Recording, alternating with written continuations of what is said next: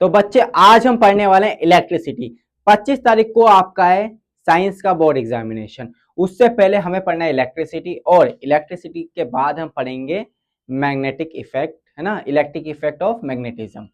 Okay, तो physics का second last chapter होने वाला है। उम्मीद करता हूँ आप कमबैक सीरीज बहुत पसंद कर रहे हैं। जो भी आपके डाउट है नीचे कमेंट में बताएं। और बच्चे एक बात आपको बताना चाहूंगा कि अभी हमने कुछ दिन पहले मैथ के एग्जाम की प्रिडिक्शन की थी, जिसमें 4 AM वाली क्लास से बच्चों का कुछ नहीं आया, सारी फ्लॉप हो गई, है ना। क्यों? क्योंकि हमने बहुत सारे क्वेश्चंस, जितने भी कमबैक सीरीज में मैंने क्वेश्चन कराए थे, और मैंने कमबैक सीरीज स्टार्ट इसलिए की थी बच्चे कि आप अगर इस सीरीज को फॉलो करेंगे तो आपका बोर्ड में कमबैक होगा ही होगा। और ऐसा ही हुआ, जिस बच्चे ने उसे फॉलो करा उसका कमबैक 101% हुआ ही हुआ। पता है बच्चे, जिसने उसे फॉलो करा उसका कमबैक हुआ। क्यों? क्योंकि उसने डेडिकेशन के साथ इस कमबैक सीरीज को फॉलो करा। अगर आप भी इस कमबैक सीरीज को फॉलो करेंगे, बच्चे समय कम है, तो आपको क्या करना है, जल्दी जल्दी से 2x की स्पीड में सारे लेक्चर्स बायो, केमिस्ट्री और फिजिक्स के निपटा दीजिए। एंड उसके बाद एग्जाम से 1-2 दिन पहले सारे इंपॉर्टेंट क्वेश्चन की सीरीज मैं आपके सामने धर दूंगा, और आपको सिर्फ वही करना है, उसके बाहर कुछ नहीं करना। ठीक है। 4 AM की क्लास मैं नहीं लेता, ना ही मैं लूंगा, क्योंकि आपको सोना जरूरी है जब भी आपका कमबैक होगा, इसलिए हम कमबैक करा रहे हैं। बच्चे मेक श्योर आपने चैनल को सब्सक्राइब कर रखा हो। कमबैक सीरीज लाइव है आपके लिए, साइंस मैथ के लिए। ठीक है बच्चे, रिफ्लेक्शन स्टैटिक्स मैथ तो हो गया। और बच्चे देखो, अभी 10th मैथ के बच्चों का रिएक्शन है ना, उससे पहले आप देखिए CBSE 10th पेपर चोर, है ना, लीकर फॉर अ रीजन नहीं, चोर फॉर अ रीजन। बच्चे कहाँ से आता 4 AM वाली क्लास है, क्योंकि पेपर तो हमने चोरी कर लिए थे ना। ये रही भाई चोरी वाली वीडियो, कहाँ से CBSE के जो टीचर आए थे ना स्कूल में, तो वहां से हमने पेपर ही चोरी कर लिए। तो ये तो बच्चों को बताया, और आप ये इसको देखिए, इस वीडियो को पता चल जाएगा कहाँ का हमने बताया और कौन कौन से क्वेश्चन एज इट इज आए। मतलब 35+ मार्क्स के क्वेश्चन एज इट इज आए। ठीक है, अब इन बातों को बंद करते हैं, डायरेक्ट हम अपने चैप्टर की ओर प्रस्थान करते हैं। ओके, तो मैंने आपको यूएससी बता दी कमबैक सीरीज की। अगर आप इसे नहीं देखेंगे तो आप क्या क्या लॉस कर देंगे आप खुद समझ सकते हैं। Okay got it. तो अब हम पढ़ेंगे इलेक्ट्रिसिटी, वन शॉट में खत्म करेंगे बच्चे, और सारी इलेक्ट्रिसिटी आपके अंदर दे दूंगा, जिससे आपके अंदर इतनी एनर्जी आ जाएगी और बोर्ड में आप ऐसा कमबैक करेंगे, ऐसा कमबैक करेंगे कि कमबैक ही कमबैक होता रहेगा आपका। ओके, तो चलिए स्टार्ट करते हैं। हम बात करते हैं भाई electricity. What is electricity? Sir electricity जिससे सर लाइट जल रही है, हाँ, जिससे ये बोर्ड जल रहा है, इलेक्ट्रिसिटी कह सकते हैं। तो इलेक्ट्रिसिटी क्या है? अगर हम बात करें current, what is current? Sir current क्या? बिजली करंट है। सर पंखा चलता है करंट से चलता है। सर करंट लगता है, उंगली डालते हैं करंट लगता है। बच्चे current, what is current? Current का मतलब फ्लो, किसी भी चीज का फ्लो। अगर हम कहें flow of water in per second, flow of water in a per second in particular area, particular interval of time, तो हम कहेंगे उसे वाटर करंट। देखते हैं नदियों में वाटर करंट बहुत हाई होता है, जिसकी वजह से आपके फ्लड वगैरह आती है और सारी चीजों को बह के ले जाती है ना। आपके दिमाग में फ्लड आई और सारा पड़ा हुआ ले गई, जिससे आपको कुछ याद नहीं है। तभी तो आप यहाँ पर है और आपको कमबैक करना है। आज बच्चे 20 तारीख है, 20 को शूट कर रहे हैं, 21 को, सॉरी 21 को शूट कर रहे हैं। कल तक आपके पास लेक्चर पहुंच जाएगा, कल शाम तक आपका मैग्नेट वाले ही पहुंच जाएगा। ठीक है, अब हम इलेक्ट्रिसिटी क्या है, करंट इलेक्ट्रिसिटी, इलेक्ट्रिसिटी यानी current. Current what is current? Current sir current मैंने आपको बताया, यानी किसी भी चीज का चाहे फ्लो 1 सेकंड में, यानी कि अगर मैं बात करूं 1 सेकंड में ऐसे एक स्टूडेंट फ्लो हुआ तो उसे कहेंगे स्टूडेंट करंट इज 1। तो वैसे क्या है किसी कंडक्टर में भाई, इलेक्ट्रिक करंट क्या है? The expression is the amount of charge flow. भाई क्या? Charge flow through the particular area in unit time, यानी कि किसी भी पर्टिकुलर एरिया, किसी भी कंडक्टर के अंदर से 1 सेकंड में कितने इलेक्ट्रिक चार्ज फ्लो हुए, उसी को कहते हैं इलेक्ट्रिक करंट। अगर हम कहें वाटर करंट, तो वाटर करंट क्या है? जब किसी पर्टिकुलर एरिया में वाटर के मॉलिक्यूल 1 सेकंड में निकले तो हम उसे कहेंगे वाटर करंट। अगर इस एरिया से पर्टिकुलर ये गेट है, इस गेट से 10 लोग एंट्री करते हैं 1 सेकंड में, तो हम कहेंगे ह्यूमन करंट इज 10। तो सिमिलर, अगर इस पर्टिकुलर कंडक्टर के अंदर से 1 सेकंड में कितना चार्ज फ्लो करता है, फॉर एग्जांपल इसमें से 1 सेकंड में 10 चार्ज फ्लो करते हैं, तो हम कहेंगे 10 चार्ज पर सेकंड। सर 10 ह्यूमन पर सेकंड है, तो वैसे इसकी साइन हो जाएगी चार्ज पर सेकंड। तो चार्ज को किसमें नापते हैं? Charge, charge, charge. दिमाग की बत्ती जलाओ। चार्ज यानी आवेश, आवेश यानी कि आपके पापा का मतलब आपके पापा का लड़का क्या होगा? आप ही होंगे ना। यानी कि आवेश कौन? आपका मामा का लड़का आवेश। वो तो सर भावेश है, हाँ बच्चे आवेश भावेश जो भी है। तो आवेश यानी चार्ज, चार्ज क्या है, चार्ज को किस में नापते हैं, कपड़ों को लीटर में नापते हैं, दूध को मीटर में नापते हैं, ऐसा कुछ ना जी ना, कपड़े को मीटर में, दूध को लीटर में, उसी तरीके से चार्ज को नापते हैं, बोलो गुलाम में, किसमें, गुलाम, गुलाम नहीं गुलाम, ओके गॉट इट, ठीक है। अब बच्चे इलेक्ट्रिक चार्ज क्या है, what is electric charge, electric current is defined as a flow of electric charge, यानी करंट इज नथिंग बट कितना चार्ज फ्लो करा कितने टाइम में, यानी करंट को लिखते हैं I, I is equal to Q T, Q मेरी क्यू टी पाई, तो करंट का शॉर्ट फॉर्म याद करने का हो गया Q T, I is equal to Q upon T, Q upon T, Q T, okay, तो current is equal to Q T, Q where is what is Q, sir कुछ तो clue दो, तो अब यहां लिखते हैं हम I is equal to Q upon T, इन फॉर्मूले को झक्का से लिखना है, सर क्यू का होता है, वैसे पहले आई तो बता दो, आई यानी मैं नहीं बेटा, आई मतलब करंट, लेकिन सर कौन सा करंट, इलेक्ट्रिक करंट, बच्चे चैप्टर इलेक्ट्रिक करंट है ना, चार्ज मतलब कौन सा चार्ज, इलेक्ट्रिक चार्ज, समय मतलब कौन सा, इलेक्ट्रिक समय नहीं बच्चे, समय समय होता है, टाइम टाइम होता है, ओके सर समझ गए। अगर हम इसके एसआई यूनिट की बात करें, क्या एसआई यूनिट, तो एसआई यूनिट क्या होती है, कुला चार्ज किस में नापते हैं, कुलाम में, और टाइम नापते हैं सेकंड में, तो इसकी एसआई यूनिट हो जाएगी कुलाम पर सेकंड, ओके। इसको बताने वाले एक सुंदर से गोलू मोलू से तो नहीं कहूंगा, लंबे लंबे बाल आपकी तरह, है ना, एक साइंटिस्ट रहे हैं जिनका नाम एम्पियर रहा है, तो उनके नाम पे ही उनको उपाधि देने के लिए उनके नाम पे ही इसकी एसआई यूनिट, तो हम बात करेंगे इसकी एसआई यूनिट पर्टिकुलर, वैसे आप कुलाम पर सेकंड के साथ भी जा सकते हैं नो डाउट, लेकिन बिल्कुल ऑथेंटिक बात की जाए कि हाँ जी मरे में, तो M P E R E, A for ampere, जैसे कपड़ा नपता है मीटर में, दूध नपता है लीटर में, तो वैसे इलेक्ट्रिक करंट नपता है एम्पियर में। अगर बच्चे कहीं पर कुलाम पर सेकंड और एम्पियर दोनों ऑप्शन हो तो आप हमेशा जाएंगे एम्पियर वाले के साथ, अदरवाइज एम्पियर ना हो तो आप कुलाम पर सेकंड वाले के साथ जाएंगे, गॉट इट, इतना उम्मीद करता हूँ आपको समझ में आ गया होगा, हाँ जी बिल्कुल हम सब समझदार हैं, मैं भी मानता हूँ बच्चे। एसआई यूनिट क्या है, करंट की एम्पियर, ये हमने बता दी, है ना, एक एम्पियर करंट को डिफाइन करें तो क्या होगा, when a 1 coulomb charge flow in a particular cross section area in a unit second called a 1 ampere current, यानी कि एक समय में किसी चालक के अंदर से 1 कूलम्ब चार्ज अगर जाता है तो उसे कहेंगे 1 ampere current, defined 1 ampere current, ठीक है, एग्जाम में 1 नंबर में आएगा, केस बेस में आएगा, हाँ जी समझ गए, ओके। अब बच्चे इलेक्ट्रिक हो गया, अब electric diagram and circuit diagram, बस सर्किट फर्किट क्या होता है, सर्किट वही ए बोले तो बिड़ू, सर्किट इसको उठा लेना, सर्किट बेटा वो नहीं, तो हाँ वो भी हो सकता है सर्किट, लेकिन वो सर्किट अलग है, सर्किट सर्किट बनता है जी बहुत सारे इलेक्ट्रिक बल्ब वगैरह से।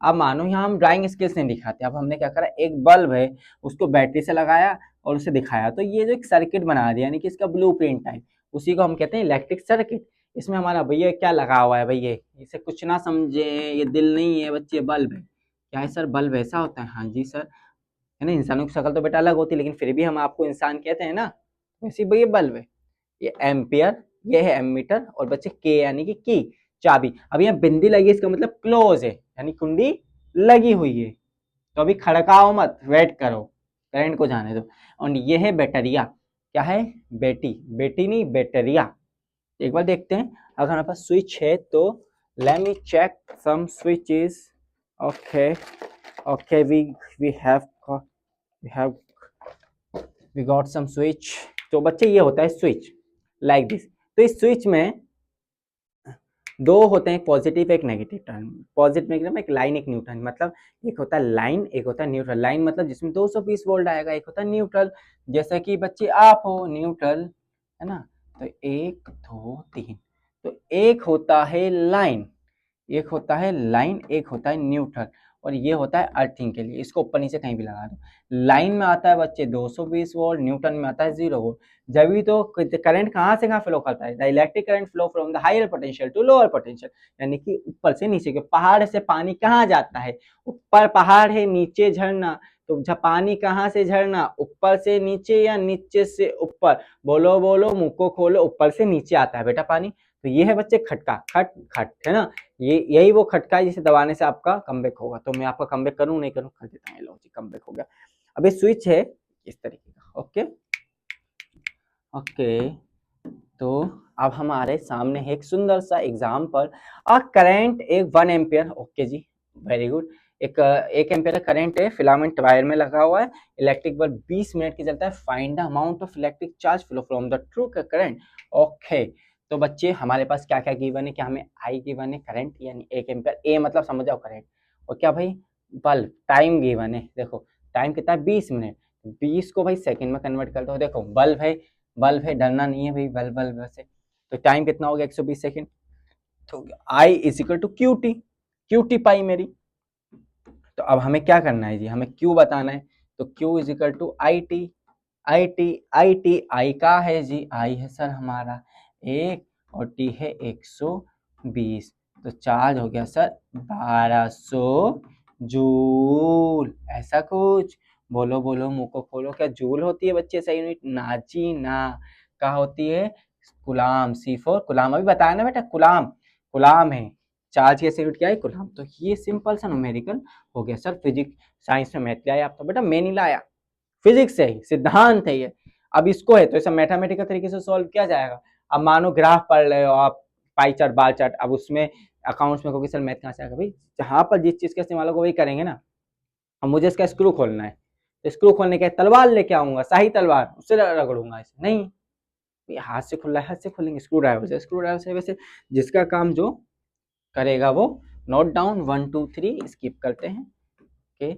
अब बच्चे अभी हमारे पास कुलाम्स लॉ है ना, Coulomb's law, I think Coulomb's law हमारे सिलेबस में नहीं है, तो फिर भी थोड़ा सा तरह, कुलाम्स लॉ क्या है, जब दो चार्जों को हम थोड़ा सेपरेट डिस्टेंस पे रखते हैं तो उनके बीच में force of attraction force of repulsion होता है, that's called Coulomb's law, okay that's all, इतना ही। अब है electric potential, what is electric potential, electric potential is the work done per unit charge, यानी कि इलेक्ट्रिक पोटेंशियल भैया वर्क डन है, क्या है जी यहाँ समझते हैं। तो एक ए पॉइंट है एक बी पॉइंट है, okay, electric potential is nothing but a work done, एक मानो चुनना सा चार्ज यहाँ, इस चार्ज को यहाँ से यहाँ लाने में किए गए वर्क अपॉन जिस चार्ज से डिवाइड कर दो, that's called the electric potential. देखो क्या है, bring from the infinite at the point again the electrostatic force flow the current is the difference of electric pressure and it's called a potential difference, okay बच्चे, यानी potential difference ने इस चुन्नू से charge को यहाँ तक लाने में किए गए वर्क अपॉन किसको लाया, चार्ज को, that's called the electric potential, इसको कहते हैं इलेक्ट्रिक पोटेंशियल। ये व्हाट इज दिस, वी है पोटेंशियल डिफरेंस, और बच्चे what is work, work is work, यानी कि इसको नापेंगे जूल में, और ये क्या है जी चार्ज, और ये कहाँ से कहाँ भाई, इनफाइनाइट से point, particular point A B, A मान लेते हैं, इस चार्ज को, इसको इस चार्ज को देखो वर्क डन अपॉन चार्ज, यानी कि इस चार्ज को कहाँ से कहाँ लेके आ रहे हैं, पर्टिकुलर समय से। तो भाई अगर हम कहें पोटेंशियल डिफरेंस, तो पोटेंशियल डिफरेंस की एसआई यूनिट क्या बन जाएगी सर, एसआई यूनिट तो बननी चाहिए मेरे हिसाब से, और आपके हिसाब से वर्क किस में नपता है सर, जूल में नपता है, और चार्ज किस में नपता है, कुलाम में, जूल पर कुलाम। क्या सर ये ऐसा यूनिट करेक्ट है, करेक्ट है, यस बेटा करेक्ट है, लेकिन सर हमने तो कुछ और सुना है, बड़े बुजुर्ग कहे गए कि SI unit of the potential difference is voltage, voltage यानी कि इसको हम वी से लिखते हैं, वोल्ट, हाँ बच्चे वोल्टेज ने बताई तो इसका नाम हो गया वोल्ट, बिल्कुल सही बताया। अगर जूल पर कुलाम है और वोल्ट है तो आप जाएंगे वोल्ट के साथ, क्योंकि इसे बताने वाले साइंटिस्ट थे वोल्टेज, इसलिए उसी के नाम पे पड़ गया वोल्ट, ओके। तो अपने नट वोल्ट खोल और इसे पढ़ो, गॉट इट, हाँ जी सर गॉट इट, ओके पेणी पेड़ा, ओके। तो बच्चे मन के सच्चे। अब बच्चे अगला एग्जांपल है how much work done moving, अब भाई वर्क डन बताने कितना मूव करा, 2 कूलम के चार्ज को from the having a potential difference 12 volt, 12 volt की भी बैटरी लगा दी, कितना वर्क डन करना पड़ा ये हमें देखना है, ठीक है भाई। इस क्वेश्चन को देखेंगे, इसका आंसर खुद करेंगे। तो सर हमें तो क्या ये सी है, सी लिखा मतलब हमें क्यू दिया हुआ है 2 कूलम, हमें वी यानी कि वोल्टेज दिया हुआ है सर 12 वोल्ट, हमसे क्या पूछा सर, डब्लू पूछ रहा है, लेकिन सर अभी तो हमने फार्मूला किसका पढ़ा था, V इक्वल टू डब्ल्यू अपॉन क्यू, ये पढ़ा था। तो सर W का फॉर्मूला क्या हम ऐसे लिख सकते हैं, W is equal to V into q. हाँ जी बेटा लिखिए। तो V सर कितना है हमारा है 12 और C है 2, यानी कि 12 दूनी 24 जूल। कितना हो गया बच्चे, 12 दूनी 24 जूल, 12 दूना 24 जूल। तो देखिए 12 दूनी 24 जूल, बिल्कुल करेक्ट, बिल्कुल करेक्ट आंसर आया। हाँ जी सर बिल्कुल आया। सर क्या आप क्वेश्चन को करा रहे हैं बच्चे, न्यूमेरिकल से अगर आते हैं तो आपने ऐसे करना है। ओके, अब इलेक्ट्रिक करंट कंडक्टर है ना, इलेक्ट्रिक करंट क्या है भाई, electric continuously conducting the path between the terminals of the called the electric current.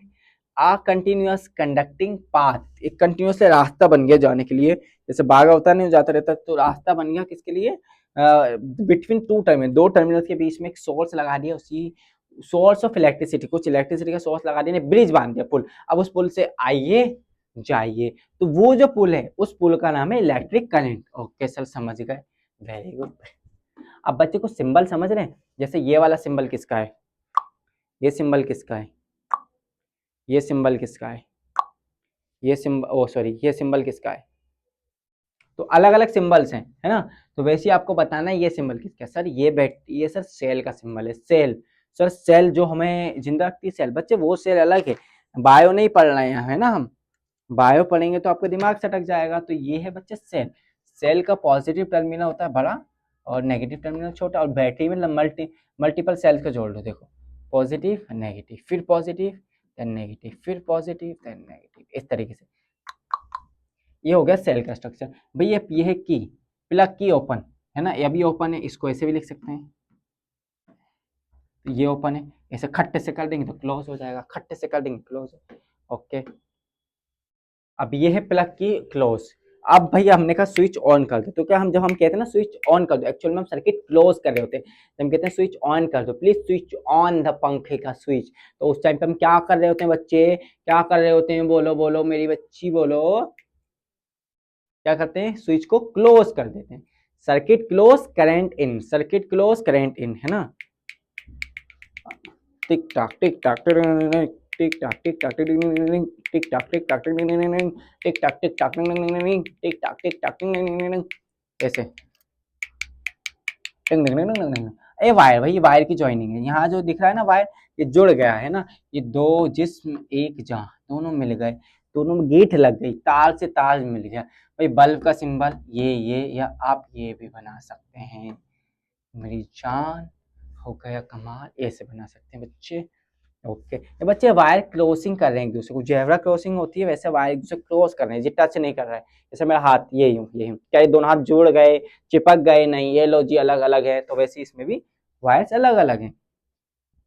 फिर आता है जी सर, क्या आता है जी सर, बताइए जी सर, सुन लो जी बच्चे। तो ये है रजिस्टर। रजिस्टर क्या होता है सर, हम रजिस्टर जिस पे कॉपी पे लिख रहे हैं, रजिस्टर पे आपके नोट्स बना रहे हैं, लेकिन सर हम तो गंदे बच्चे, हम तो नोट्स नहीं बना रहे, तो बेटा उठ जाओ, उठ के बना लो, पेपर आ रहे हैं, फिर कहना कि सर ने बताया था, अब सब कुछ वही आया था लेकिन हम नहीं कर पाए, तो इससे क्या फायदा बेटा, मैंने बताया और अब बस आप ये रहेंगे, हाँ जी सर ने ये बताया था लेकिन आता जरूर है, लेकिन हम नहीं कर पाते जी, तो क्या फायदा। भाई टेक द एडवांटेजेस, एडवांटेज अगर आप नहीं ले पा रहे तो आप बेकार हो भाई, लुल्लू हो आप। ठीक है, अब ये भाई रजिस्टर। ओके, अब वेरिएबल रजिस्टर और रजिस्टर, वेरिएबल रजिस्टर का जिसकी हम वैल्यू को चेंज कर पाए, जैसे घोड़ा है, घोड़े पे लगाम को छोड़ा,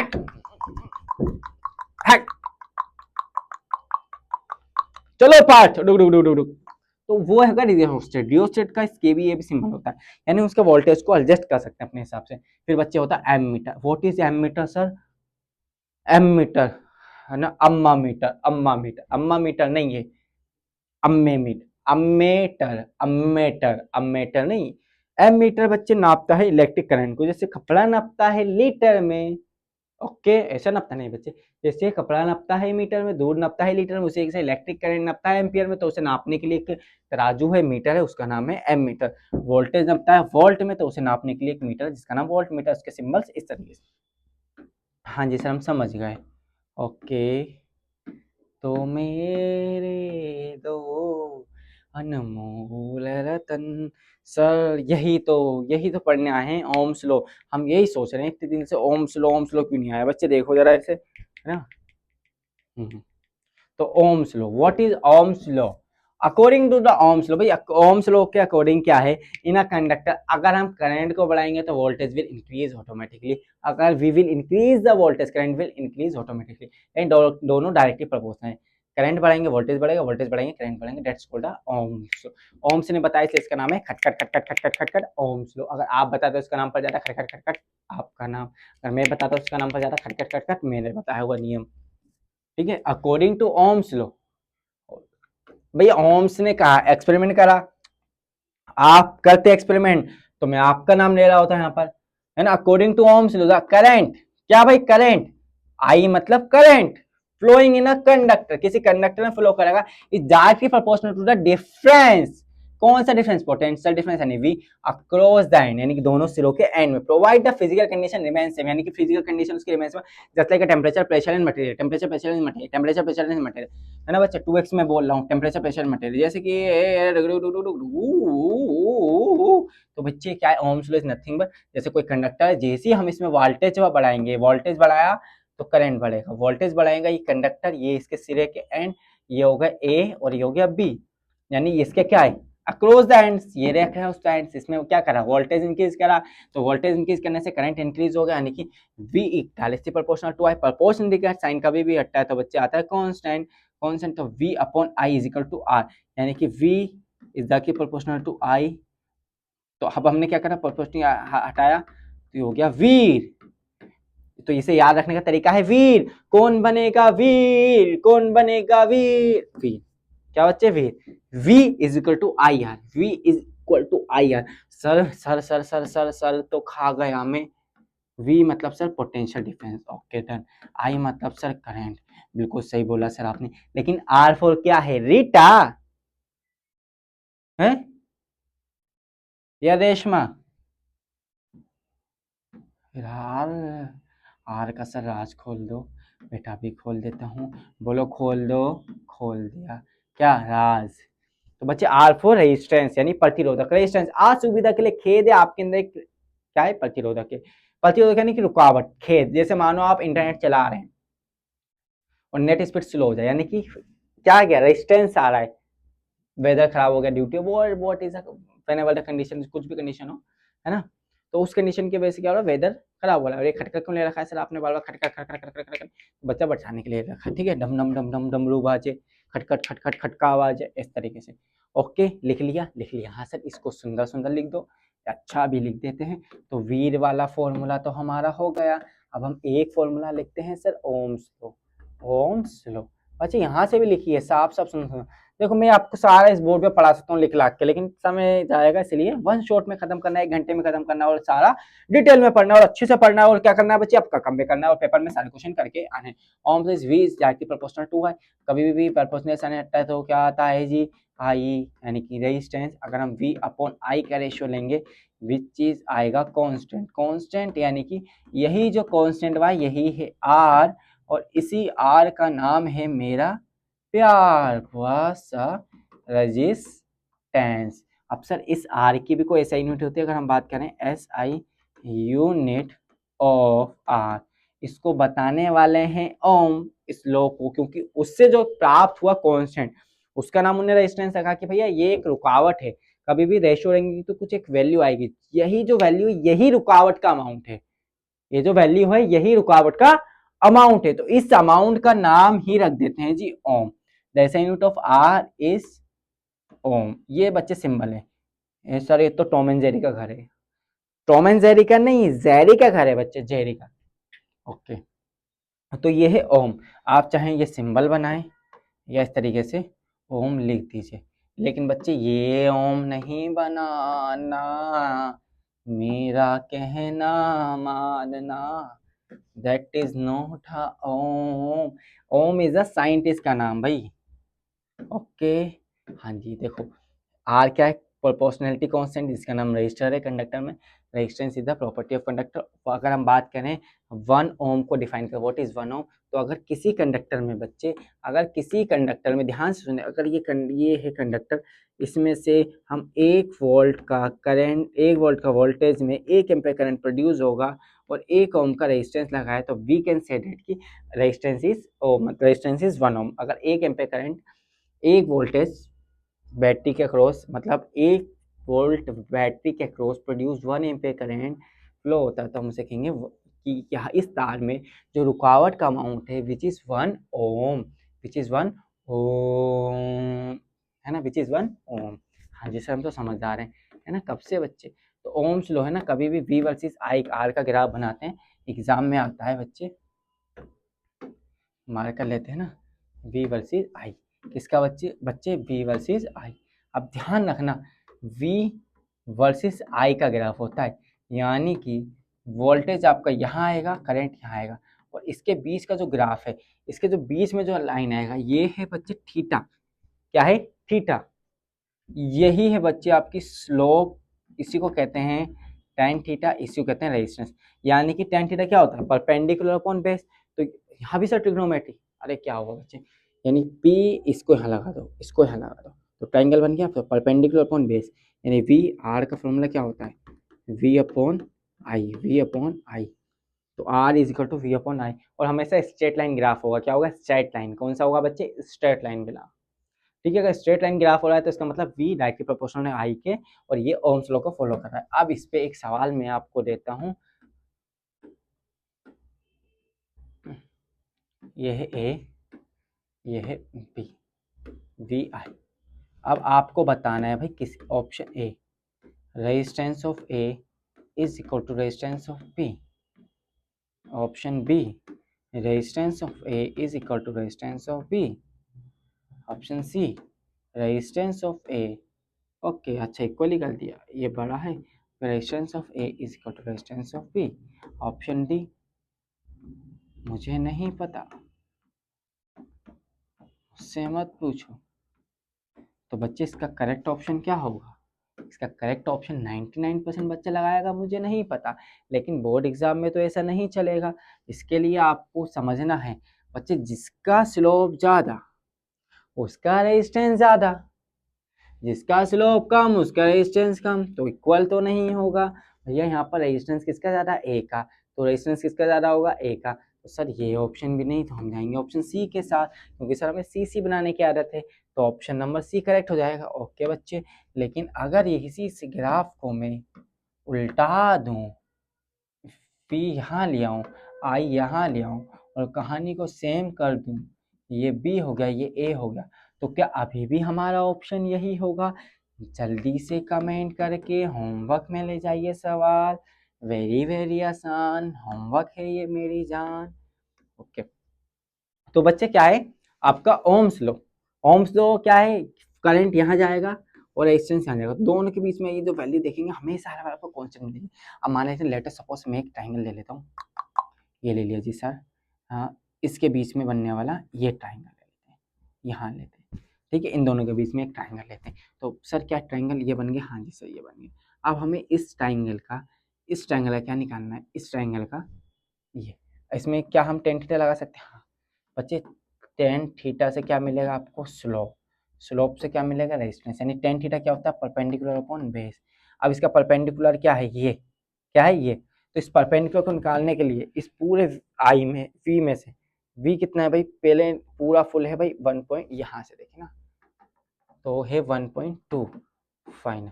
1.2 में से मैं अगर माइनस करता हूँ कितना? 0.6, और base v is equal to I, base ये कितना है? ये है 4, यानी 0.4 में से माइनस करेंगे 0.2, तो यह आएगा 0.6 अपॉन 0.2, कट के आया 3 एकम 3, 3 दूनी 6, यानी कि 2 एकम 2, 2 तिया 6, यानी 3 ओम। यानी कि इसकी जो स्लोप है वो सर कितनी है? 3 ओम। कितना है? 3 ओम। अगर देखो कैसे दोनों को लिया, v2 माइनस v1, ये v2 पाथ का v कितना है? ये होगा v2, और ये पहले का v v1, तो 0.48 जाए तो 0.6 होगा, v2 माइनस v1, और वैसे ये आ गया i1 और ये हो गया i2, तो I2 माइनस I1, ये ट्राइंगल की निकाला है ना, ये पूरे में से इसको घटा, पूरे में से इसको घटा दो तो हमें ये मिल जाएगा, पूरे में से हमने इसको घटा दिया तो हमें ये मिल गया, और इस पूरे में से 4 में से इस 2 को घटा दो हमें ये मिल जाएगा। सिंपल, हमें ये चाहिए था। और अगर सर हम इसकी जगह बड़ा ट्राइंगल लें सर, तो भी क्या हमारा आंसर सेम आएगा। सर अब की बार हमें ना बड़ा ट्राइंगल लेते हैं, बड़ा बड़ा बड़ा, तो सर हमने यही वाला ले लिया जी। अब सर क्या अभी भी सेम आएगा आंसर? मैं कहूँगा हाँ बच्चे बिल्कुल सेम आएगा। अब क्या है बच्चे, अब simple perpendicular upon base, perpendicular कितना भाई तेरा परपेंडिकुलर है, कितना जा रहा है परपेंडिकुलर, परपेंडिकुलर जा रहा है 1.4, बेस कितना जा रहा है सर 1.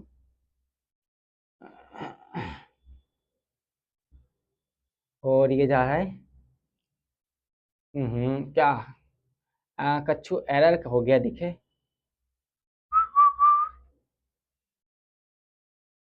तो 14 ठीक है चलो जो भी है ना, इस वैल्यू को यहाँ बिल्कुल एग्जैक्ट नहीं बनना है ना हमारा, तो यहाँ 0.5 से डिवाइड करते हैं तो 0.5 आ रहा है, पॉइंट से पॉइंट गया, 14 एकम 14 है ना, 5 एकम 5, 5 या 15, 5 या 15, बिल्कुल देखो 14 आ रहा है बच्चे, कितना आ रहा है 14, ये देखो 12 है, ये एक थोड़ा ज़्यादा है ना तो इसको 1.5 लिया जाएगा, 1.5, तो देखो ये कितना है 5, 5 कम 5, 5 या 15, तो बिल्कुल आ रहा है ना, एग्जैक्ट आ रहा है सर, है ना। तो आपको समझना है हमेशा कांस्टेंट का मतलब ये है कि चाहे छोटा लो बड़ा लो ट्राइंगल कुछ भी लो, आपकी स्लोप हमेशा सेम आएगी। 3 एम्पेयर का इसका रेशियो रहेगा, यानी कि इसमें जो रुकावट है वो 3 ओम है, 3 एम्पेयर नहीं सॉरी 3 ओम है, कितना 3 ओम का रेजिस्टेंस है। मेक श्योर आपने इसका स्क्रीनशॉट ले लिया होगा, लीजिए 1 2 3। ओके धन्यवाद। ओके अब बच्चे क्या भाई रेजिस्टेंस है, क्या है रेजिस्टेंस है, माना रुकावट है, तो रुकावट तो किसी न किसी पे डिपेंड करती होगी ना, तो क्या है फैक्टर अफेक्टिंग रेजिस्टेंस, क्या क्या फैक्टर जो रेजिस्टेंस को अफेक्ट करते हैं।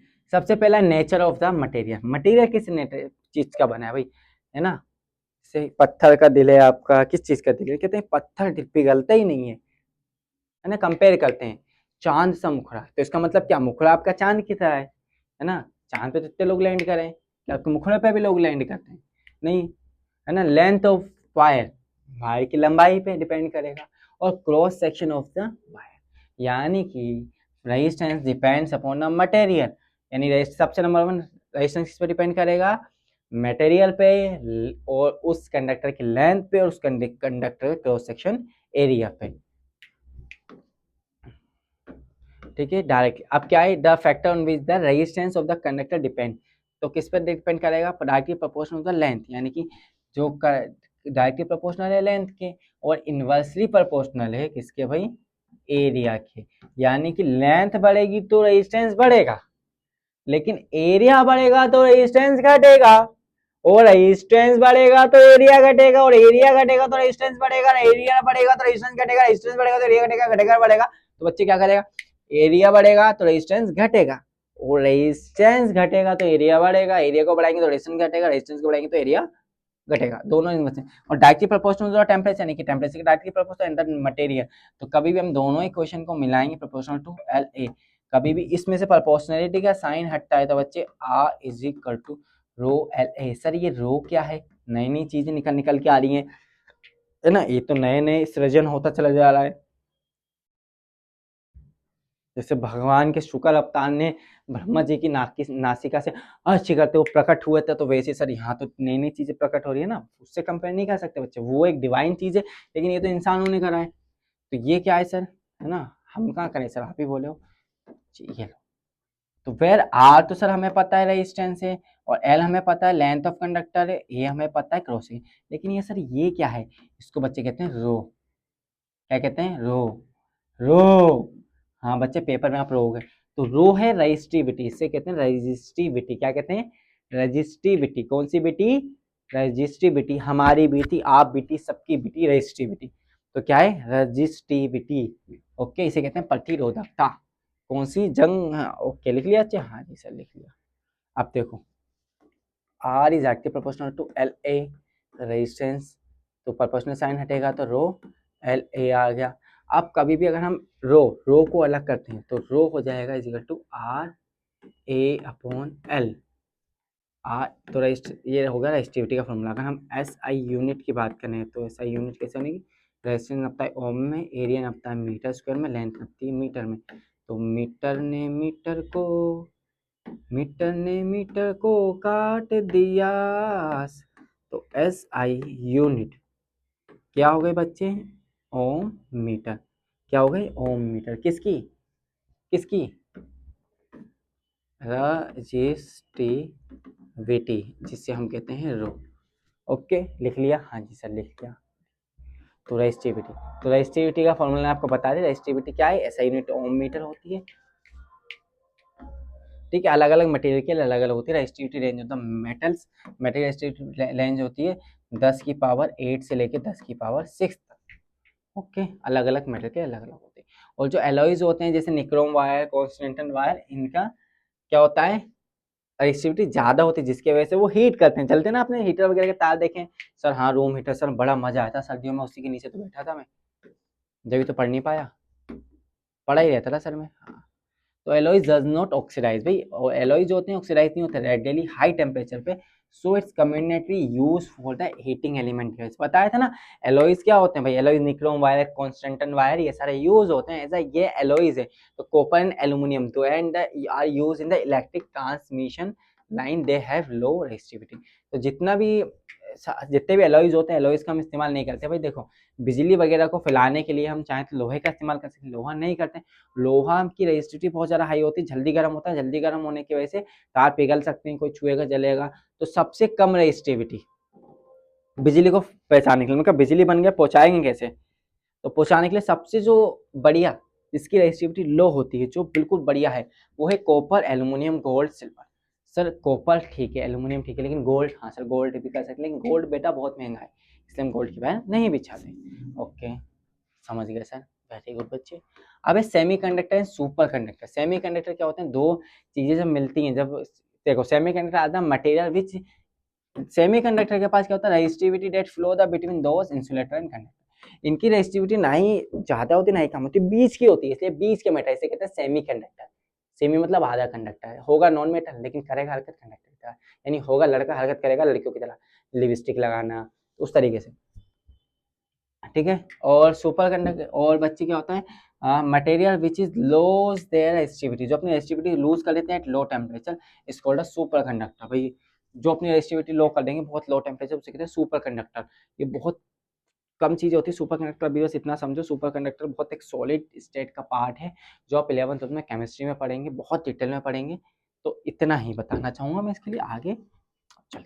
ठीक है, अब भाई दो कॉम्बिनेशन बनती है मैं रेजिस्टेंस की, और उसके बाद electric power, heating electric power के बाद आपका चैप्टर स्वाहम। तो ठीक है बच्चे, तो there are two types of, अब now we will study about the combinations of resistance. Sir देखो बच्चे, ये कॉम्बिनेशन रेजिस्टेंस से क्वेश्चन आएगा। ठीक है, combination of resistance, resistance, combination of resistance लिखिए बच्चे जरा। हाँ? ठीक है भाई, कॉम्बिनेशन ऑफ रेजिस्टेंस, तो बच्चे दो टाइप की कॉम्बिनेशन होती है हमारी। एक बच्चे है,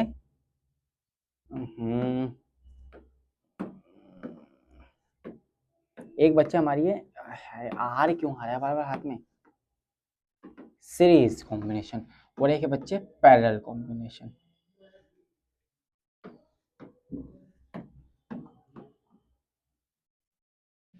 सीरीज में क्या होगा, रेजिस्टेंस एक के पीछे एक लाइन से लगे रहेंगे, for example R1, R2, R3, that's called a series combination. Parallel combination में क्या होंगे, तीनों। सर इसमें अंतर क्या है ना बच्चा, इसमें अंतर है, बिल्कुल है, ये R1, R2, R3। देखो बच्चे, इसमें अगर मैं बैटरियाँ लगा देते हैं, बैटरियाँ लगाने के बाद अगर आप देखोगे, और इसमें बैटरी लगाते हैं, तो दोनों में फ़र्क है। अगर ये समझ गया तो सब समझ गए, ये है वोल्टेज और इसमें जा रहा है करंट, है ना, कंपैरिजन से समझ में आता है ना। तो कंपेरिजन किल्स द टैलेंट, लेकिन अभी हम टैलेंट को किल नहीं करना है, इसको किल करना है। तो अगर आप देखो, आपके पास मान लेते हैं कितने रुपए हैं भाई, 9 रुपये या 10 रुपये, चलो 10 रुपये मान लिया। अब आप एक रास्ते पे जा रहे हो, आपके पास 10 रुपये, तो आपने एक भिखारी को देखा, तो आपने कहा कि यार इसे कुछ देना चाहिए, तो आप कितने रुपए देंगे उस भिखारी को? सर मैं उसे 5 दूंगा। तो आपने उसे 5 दिए, फिर आप आगे चले, आपको एक भिखारी और दिखा, तो आपने कहा आइला एक और आ गया, पीछे 5 दिए, अगर इसको ही 5 दे दिया, अगर आगे कोई मिलेगा तो इसको कितना दूँ? और आपने कहा चलो इसे 1 रुपया दे देता हूँ। फिर आपको 1 रुपया दे दिया आपने उसे।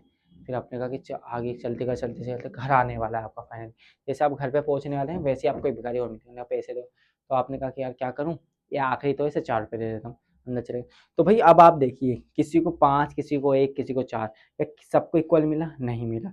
तो क्या हुआ यहाँ, वैसे यहाँ पर जो वोल्टेज है, वैसे ही रुपीज़ 10 रुपीज़ यानी वोल्टेज, तो वोल्टेज पहले इस रेजिस्टेंस में ड्रॉप होगा, अगर इससे कुछ बचेगा तो कुछ इधर जाएगा, फिर इससे बचेगा तो इधर जाएगा, यानी कि R1 पे वोल्टेज ज़्यादा जाएगा, R2 पे उससे कम जाएगा, और R3 पे सबसे कम जाएगा। डिपेंड करता है कि किसका रेजिस्टेंस ज़्यादा है, जिसका रेजिस्टेंस ज़्यादा है उस पर वोल्टेज ज़्यादा।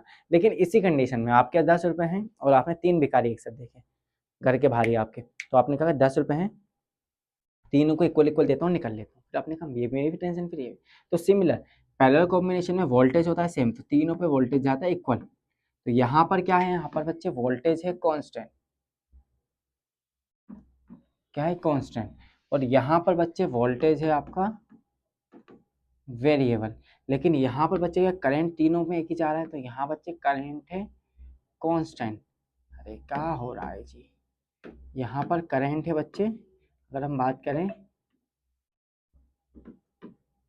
कांस्टेंट, लेकिन बच्चे यहाँ पर जो करंट है विच इज वेरिएबल। कैसे सर? करंट को 3 रास्ते मिलने हैं, 3 रास्ते में जाएगा फिर आएगा, तो करंट है वेरिएबल, यहाँ है रेजिस्टेंस है वेरिएबल, यहाँ पर ये चीज। तो सीरीज और पैरेलल कॉम्बिनेशन में बस इतना ही फर्क है।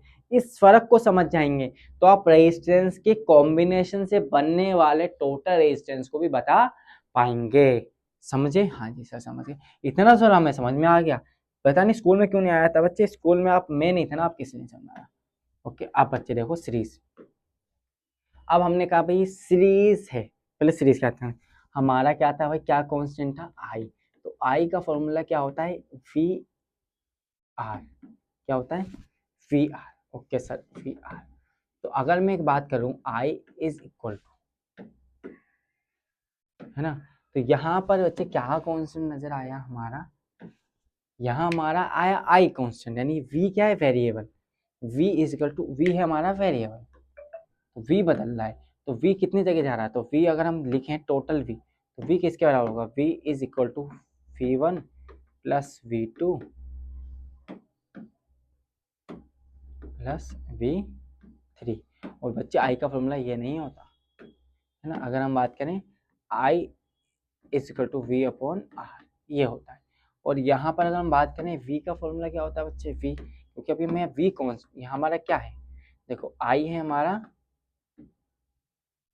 कांस्टेंट, ये बच्चे डेरिवेशन है उसके, है ना, और v है आपका वेरिएबल।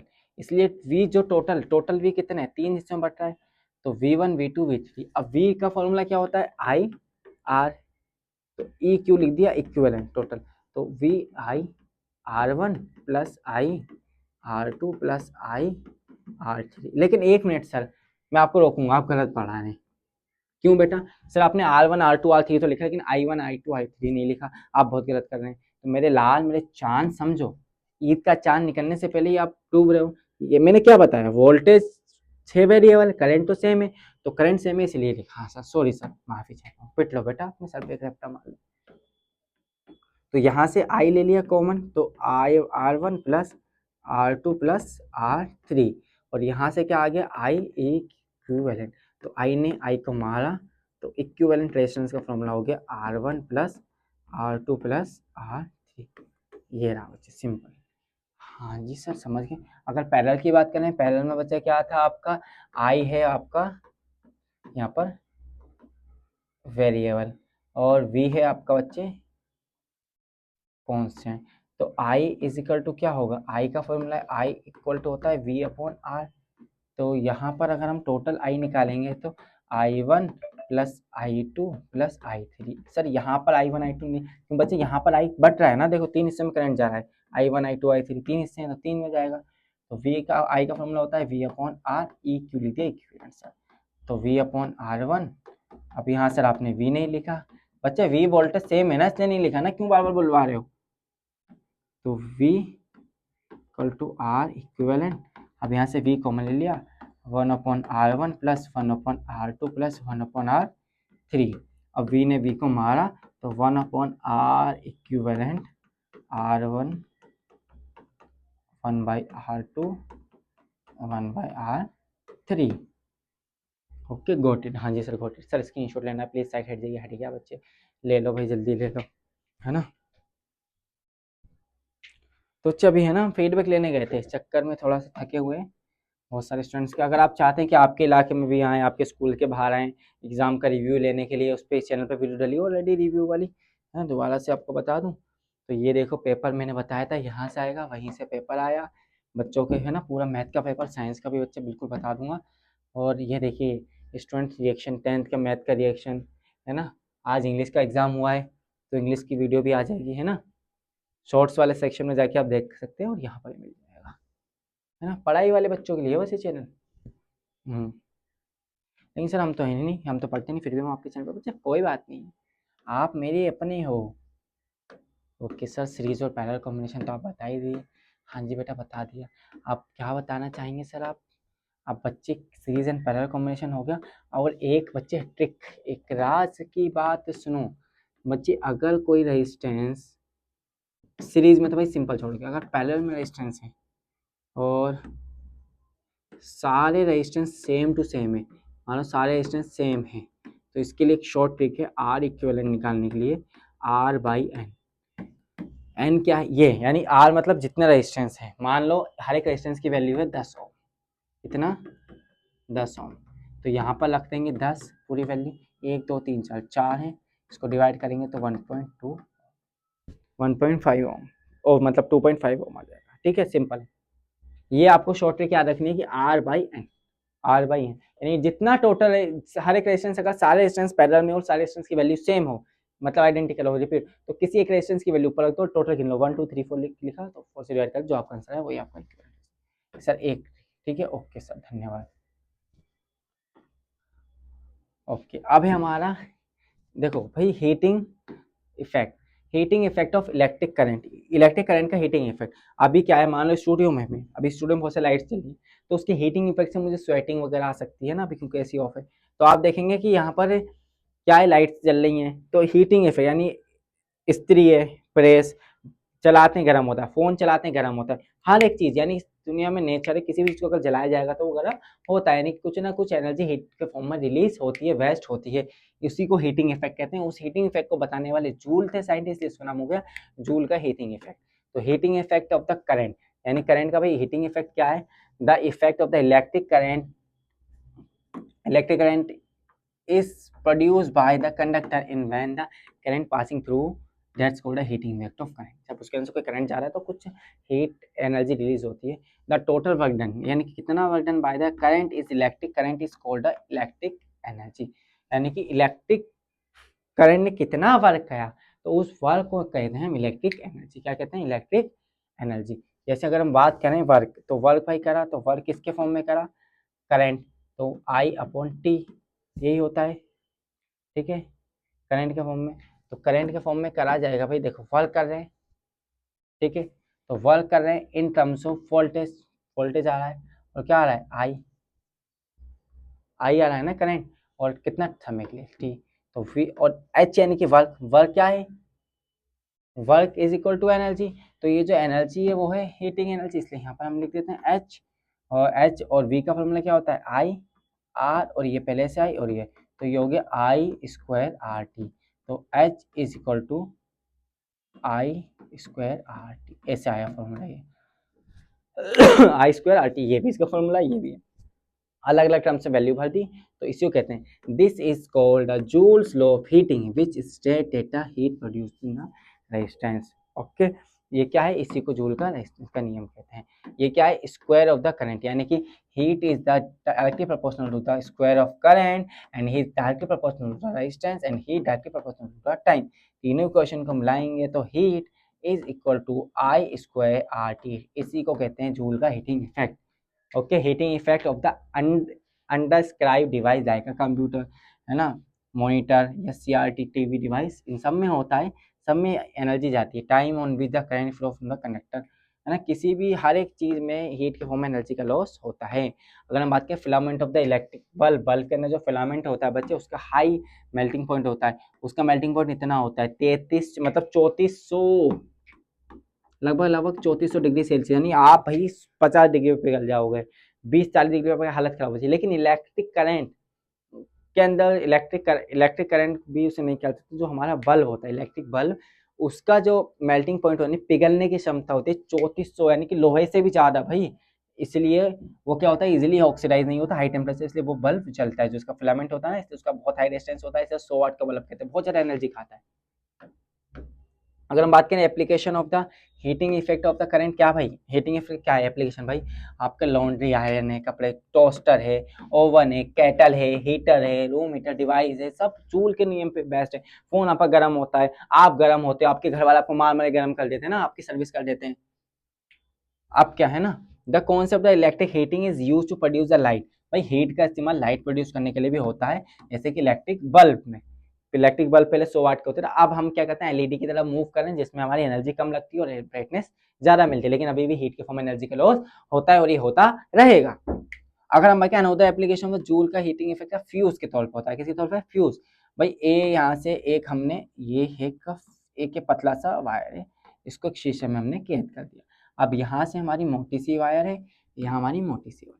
अब जैसे करंट जाएगा, अगर ज्यादा करंट होगा तो ज्यादा हीट प्रोड्यूस होगी, तो ज्यादा करंट ज्यादा हीट, तो जिसके वजह से ये वायर ब्रेक हो गया। क्या हो गया बच्चे, वायर हल्का सा ब्रेक हो गया, जिसके वजह से अगर ये वायर ब्रेक हो जाता है, क्या हो जाता है बच्चे, वायर ब्रेक हो गया, ये वायर इस तरीके से ब्रेक हो, तो यहाँ से करंट आगे नहीं जा पाएगा, यानी कि समझे इस बात को। अब वायर टूटा कैसे, क्योंकि हमने बताया कि करंट बढ़ेगा तो हीट बढ़ेगी, तो हमने एक ऐसा वायर रखा कि अगर इससे ज्यादा करंट आएगा तो इतनी हीट प्रोड्यूस होगी और उतनी हीट में इस वायर को मेल्ट कर दो, ताकि हमारे आगे का जो अप्लायंस है वो नुकसान ना हो। जैसे एमसीबी होता है ना, मूवेबल सर्किट ब्रेकर होता है एमसीबी, है ना, तो वैसे ही आपका फ्यूज, वैसे ही आपका क्या है फ्यूज बच्चे, जो आपका इस टाइम पे हो चुका है क्योंकि आपका 25 तारीख को पेपर है, तो फ्यूज इस तरीके से वर्क करता है। तो उसमें एक हल्का सा एलिमेंट लगा होता है, उस एलिमेंट का काम इतना है, जस्ट इतना है कि अगर इतना करंट आएगा भाई, इतने करंट से इतनी हीट प्रोड्यूस होगी तो मैं इतनी हीट झेल पाऊंगा, इससे ज्यादा नहीं। जैसे कच्चा पुल बना दिया कि इंसान निकलेंगे, हाथी आएगा तो पुल ढह जाएगा, ठीक है, सेफ्टी के लिए। पहले राजा महाराजा बनाते थे पुल अपना, पहले चारों तरफ किले के चारों तरफ मगर पानी पानी मगरमच्छ, और पुल बना दिए हल्के, ताकि मैं निकल जाऊं और हाथी की सेना आएगी तो पुल था नीचे गिर जाए। तो इस तरीके से आपका किसका यूज होता है बच्चे, इलेक्ट्रिक फ्यूज का। Okay, it is a safety device के लिए यूज होता है ना, सेफ्टी पर्पस के लिए यूज होता है आपका फ्यूज के लिए। फ्यूज का मेल्टिंग पॉइंट हम लो रखते हैं, हाई नहीं रखेंगे, लो रखेंगे, ताकि करंट जाए। अलग अलग डिवाइस के समान हो, इस डिवाइस को इतने एम्पेयर करंट देना 10 एम्पेयर, तो हमने कहा कि भैया 10 एम्पेयर तक के करंट के हिसाब से इसका एलिमेंट लगा दो, इसके अंदर एक ऐसा लगा दो वायर वगैरह कि 10 एम्पेयर करंट को झेलेगा, इससे ज़्यादा है तो मेल्ट हो जाता है, करंट आगे ना जाए। करंट आगे नहीं जाएगा तो आपके अप्लायंसेस टूटने मतलब खराब होने से बच जाएंगे। इसलिए एसी रेफ्रिजरेटर बड़े बड़े डिवाइस वगैरह में फ्यूज लगा होता है, फ्यूज लगाना बहुत फायदे की बात है, इसलिए हमने पूरे स्टूडियो में भी हमने एमसीबी लगा रखी है। जैसे ही यहाँ कोई शॉर्ट सर्किट होगा, सर्किट ब्रेक होता है, तो एमसीबी मूवेबल सर्किट ब्रेकर नीचे हो जाता है, जिसकी वजह से हमारे बड़े बड़े अप्लायंसेस लाइक दिस ये सब बच जाते हैं। ओके, है ना, तो विज्ञान पढ़ाते भी और विज्ञान का यूज भी करते हैं। ठीक है बच्चे, अब है बच्चे बिल्कुल last topic, electric power. Electric power क्या है, electric power is the rate of which energy is produce, यानी कितनी एनर्जी प्रोड्यूस हो रही है। तो पावर का फॉर्मूला होता है V इक्वल टू आई, क्या, V is equal to I, power का फॉर्मूला। पावर का फॉर्मूला क्या है, V is equal to P equal to V I, क्या, P is equal to V I, this is power, electric power. ठीक है, power की ऐसा यूनिट होती है भाई वाट, क्या होती है वाट। जैसे आप कोई भी चीज देखें लाइक दिस, मैं दिखाऊं बच्चे, यहाँ पर ये मेरे सामने एक बल्ब है, मैं आपको दिखाता हूँ। इस बल्ब में अगर आप देखेंगे, गौर से देखिए, इस बल्ब में क्या लिखा हुआ है, कुछ तो लिखा है सर, हाँ, इस बल्ब में देखिए कितने वाट नजर आ रहा है आपको, 12 वाट दिख रहा है, ये देखो 12, ये इधर है ना 12। तो यानी कि इसकी जो कैपेसिटी है, इसकी जो पावर है बच्चे, है ना, इस जो बल्ब की जो पावर है, इस बल्ब की पावर है 12 वाट, यानी 12 वाट तक की पावर को ले सकता है। इससे ज़्यादा लेगा तो खराब हो जाएगा, इससे ज़्यादा पावर देंगे तो ज़्यादा ब्राइटनेस की वजह से खराब हो जाएगा। तो ये पावर कंजम्पशन है इसका इतना 12 वाट का। ओके, तो वाट क्या है, ऐसा यूनिट है किसकी, पावर की। हमें ज़्यादा वाट का बल्ब नहीं लाना बच्चे, देखना है कम वाट में ज़्यादा एनर्जी जो दे रहा है वो लाना होता है। जितना ज़्यादा वाट लाएंगे उतना ज़्यादा आपकी बिजली का बिल आएगा। ठीक है, अगर हम बात करें commercial, in 1 watt power consume in 1 ampere current. अगर हम बात करें, अगर हमें एनर्जी, अगर हमें क्या चाहिए, energy is equal to power upon time होता है। क्या होता है, देखो P into T, power upon time. देखो बच्चे इस बात को ध्यान से समझो, अभी हमने क्या पढ़ा था, H is equal to I square R T. Okay, तो यहाँ पावर इज इक्वल टू क्या आ रहा है, आई स्क्वायर आर, यानी कि कहीं ना कहीं टी आया हुआ है, यानी पावर इज इक्वल टू क्या होता है, power is equal to work upon time. क्या क्या क्या क्या, work upon time, yes, power is equal to work upon time होता है। वर्क का सर हमारा ये था यानी कि ई, तो वर्क इज इक्वल टू ई। तो अब हम ये भी कह सकते हैं सर कि power is equal to A upon T. हाँ बच्चे बिल्कुल यही कह सकते हैं, यही कह सकते हैं। जब तो सर यहाँ पर आप देखें एनर्जी का formula I square R T और टी से टी मरा, तो जब भी तो हमारे पास आई स्क्वायर आर बचा, यही तो फॉर्मूला, ये से आया बच्चे फॉर्मूला, समझे। तो इसलिए अब हम इसको अगर हम लिखते हैं, एनर्जी इज इक्वल टू होता है पावर अपॉन टाइम। ठीक है, अगर हम कमर्शियल यूनिट की बात करें, किसी कमर्शियल ही जो हमारे घर में बिजली का बिल आता है, तो उसे निकालना सीखते हैं। ठीक है बच्चे, ये लिख लिया होगा आपने पीछे पहुंच करके। अब मैं अगर आपको बिजली का बिल निकालना सिखाऊं, अगर बच्चे हमें क्या चाहिए, एनर्जी इज इक्वल टू होता है पावर इंटू टाइम। अगर बच्चे हमें एनर्जी किस में चाहिए, यूनिट्स में, तो पावर को रखना पड़ेगा किलोवाट में, क्योंकि पावर की यूनिट होती है वाट, लेकिन हम किलोवाट, और टाइम को रखना पड़ेगा घंटे में, यानी HR में। और एक काम की बात यहाँ मैं आपको बताता चलूँ कि एक यूनिट, ये ना एक यूनिट होता है 1 किलोवाट आवर, यानी 1 किलोवाट आवर का मतलब है 3.6 इंटू 10 की पावर 6 जूल, इतना होता है एक यूनिट में जूल। इसको भी लिख लीजिए, और इसी को कहते हैं 1 किलोवाट आवर। देखे ना, कहते नहीं हमारे मीटर का लोड बढ़ गया, हमारा मीटर 1 किलोवाट का है, तो 1 किलोवाट, तो ये है हमारा लोड। ठीक है, इसी को कहते हैं हम एक यूनिट। ठीक है, एक यूनिट, यानी कि 1 घंटे में अगर हमारा मीटर 1 किलोवाट तक की एनर्जी कंज्यूम कर रहा है, तो हम कहेंगे हमारा मीटर 1 किलोवाट का है ना। लोग कंफ्यूज होते हैं जी, पास बोल देते हैं 1 किलोवाट ठंडा गर्म तार है ना, ऐसा नहीं होता ठंडा। तो 1 किलोवाट का मतलब ये होता है कि अगर हमारे घर में जितने भी अप्लाइंसेस हैं, अगर 1 घंटे में वो 1 किलोवाट यानी कि 1000 वाट एनर्जी कंज्यूम करते हैं, तो हम कहेंगे, इसलिए जब हम एसी चलाएं तो बाकी जो बंद करें, ताकि मीटर पे लोड ना पड़े। लोड पड़ेगा तो यूनिट जल्दी जल्दी जाएगी। ठीक है, लोड यही होता है ज़्यादा। मानो ना आपके ऊपर आपकी कैपेसिटी 5 यूनिट 10 यूनिट तो आप नाचने लगोगे, कभी ईंट इधर फेंको उधर फेंको, तो वैसे भी शॉर्ट सर्किट होने के चांसेस हो जाते हैं घरों में। इसलिए नोट कर लिया, हाँ जी सर नोट कर लिया। अब चलिए, तो अगर हमें यूनिट में चाहिए है ना, यूनिट में चाहिए, तो जैसे तो हमें ये करना पड़ेगा। एग्जाम्पल के तौर पे ले लेते हैं कि आपका घर है, उस घर में आपके यहाँ आप चलाते हैं जी एक 20 वाट का बल्ब, डेली जलाते हैं आप 10 घंटे के लिए, और आप हमें 30 दिन का बिल बता दीजिए, और यूनिट का रेट ले लीजिए 4 रुपये यूनिट। ठीक है, तो अब हम कहते हैं जी अभी निकाल देते हैं, BSES वाले से पढ़ाई करके आ रहे हैं, तो सर क्या हम बिजली का भी निकालेंगे। यानी कि बच्चे ये है हमें दी हुई पावर, कितनी दी है 30 वाट, ये टाइम दिया हुआ है, तो हमें सर एनर्जी का फॉर्मूला पता है पावर इंटू टाइम। लेकिन सर पावर तो हमें किस में रखना है, किलो वाट, तो इसमें 1000 से डिवाइड करना है, वाट में दिया, और टाइम रखना है घंटों में, तो टाइम तो हमें घंटों में दिया है। 0 से 0 मारो, इस 0 से इस 0 को मारो, यानी कि 0.3 यूनिट, यानी कि एक दिन की यूनिट कितनी है 0.3।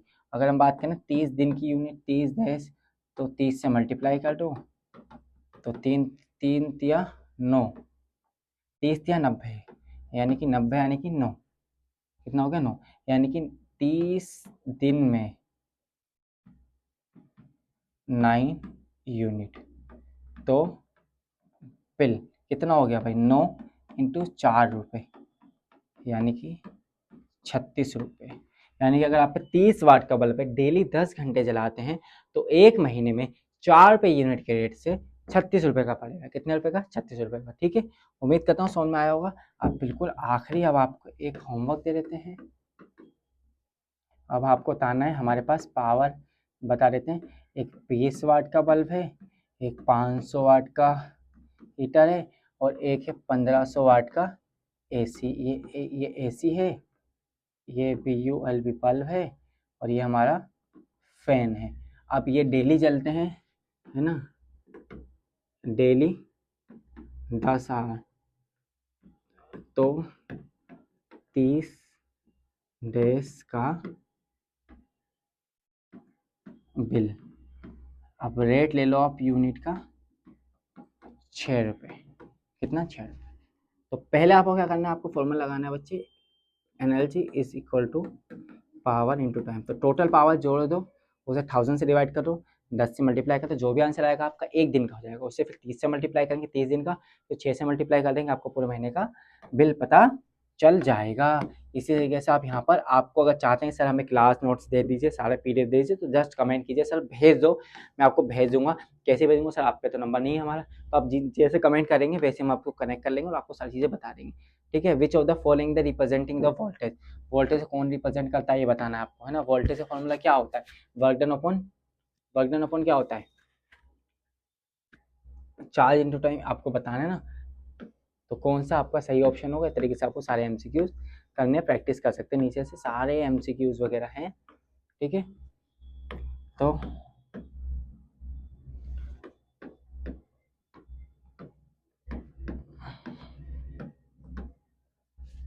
तो बच्चे इसी के साथ आज के इस लेक्चर को समाप्त करते हैं। उम्मीद करता हूँ आपको लेक्चर बहुत अच्छा लगा होगा।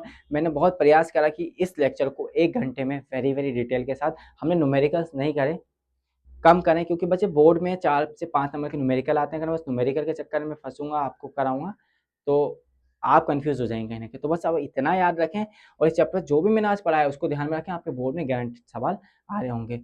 तो एक बार और मैं आपका धन्यवाद करता हूँ, आपने इतना पैशंस के साथ, इतना नाइसली मुझ पर विश्वास करा। तो बच्चे आपका विश्वास, आपका ट्रस्ट ब्रेक नहीं होने देंगे, और कम बैक सीरीज अगले साल भी लाएंगे न्यू स्टूडेंट्स के लिए, आपके भाई बहनों के लिए। तो इस साल आपका कम बैक होगा और अच्छे से होगा।